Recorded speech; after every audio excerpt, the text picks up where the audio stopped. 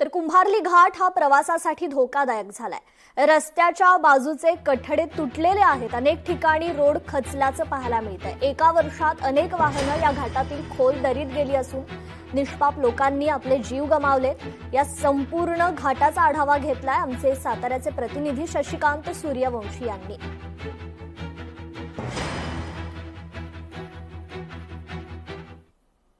सध्या कराड आणि चिपळूणला जोडणारा मुख्य घाट हा कुंभार्ली घाट म्हणून ओळखला जातो आणि ह्या कुंभार्ली घाट हा सेफ आहे का हे दाखवण्याचा आमचा प्रयत्न आहे।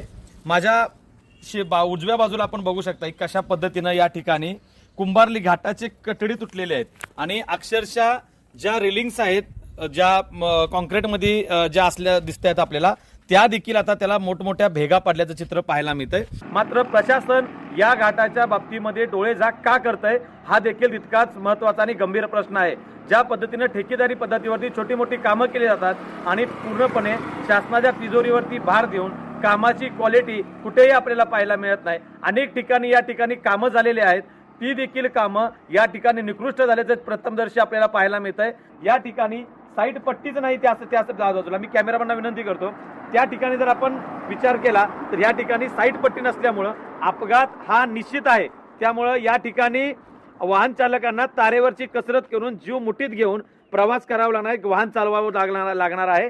अचानक जर कार खालून येणारी स्पीड आली किंवा वरून येणारी स्पीड न वाहन आलं तर मात्र गाडी अचानक ब्रेक मारून उतरायची कुठं हा मोठा आणि गंभीर प्रश्न आहे। त्यामुळं या ठिकाणचं व्यवस्था आहे, या ठिकाणचं बांधकाम विभाग, चिपळूण बांधकाम विभाग असेल किंवा सातारा बांधकाम विभाग असेल यांनी याकडे लक्ष देण्याची दाट शक्यता वर्तवली जात आहे। कॅमेरामन वैभव समी, शशिकांत सूर्यवंशी, कुंभार्ली घाट, सातारा। लोकशाही मराठी ऐका, पहा, जागरूक रहा।